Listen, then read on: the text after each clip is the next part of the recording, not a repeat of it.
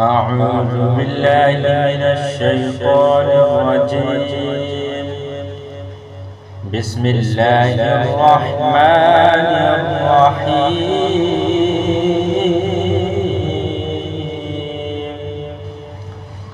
إذا زلزلت الأرض زلزالها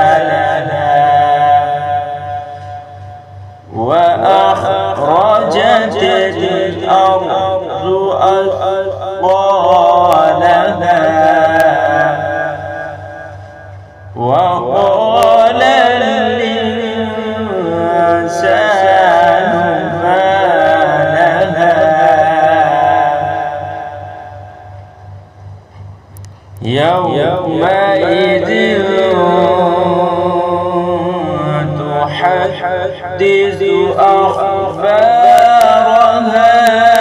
بأن ربك أوحى لها يومئذ